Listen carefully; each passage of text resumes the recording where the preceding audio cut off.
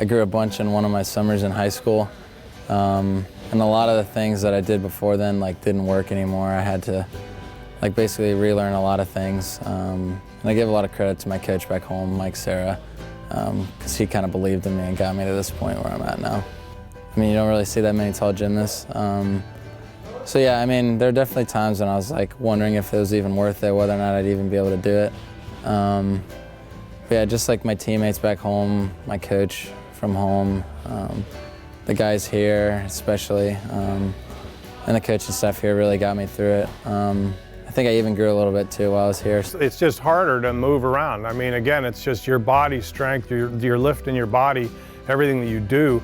So, you know, his strength is just enormous in comparison to really a lot of the guys. I mean, you have to be that much stronger to do the sport, and then really to do it at the level that he's doing it at is even more incredible. I mean, he is definitely one of the top athletes in the country on high bar right now.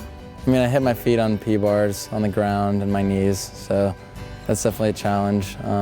Rings, I hit the bottom mat too, so just physically, we have to change the bars around and everything when I go, especially high bar.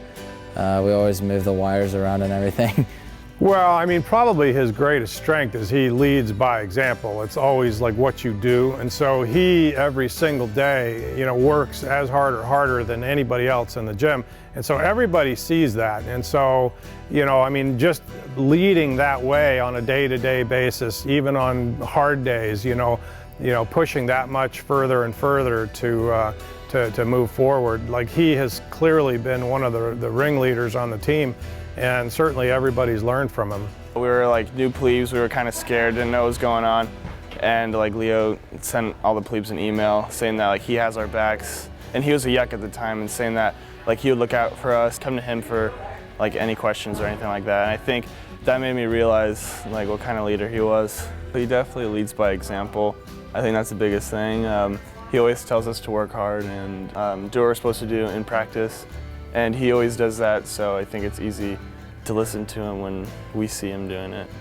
I'm hoping to All-American this year, so I've got the number 8 written all over the place. It's in my room, it's in my desk. I have quotes in my locker. We put quotes on the board downstairs. I know a lot of other guys are trying to All-American too, so I mean, as long as they're looking at it in the way that it's helping the team, I think it's really valuable. He's been working on that since he got here, so there's no doubt about it. It's been on the top of his list is to be an All-American. He's come close a couple times, you know, a little short here and there over the years.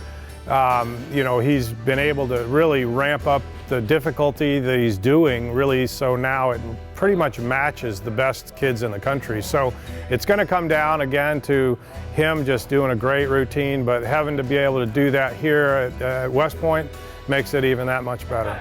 I heard about being an All-American when I was a kid, 8 or 9 years old. Always seemed kind of like a dream. So yeah, it would really just be 13, 14 years of working towards it.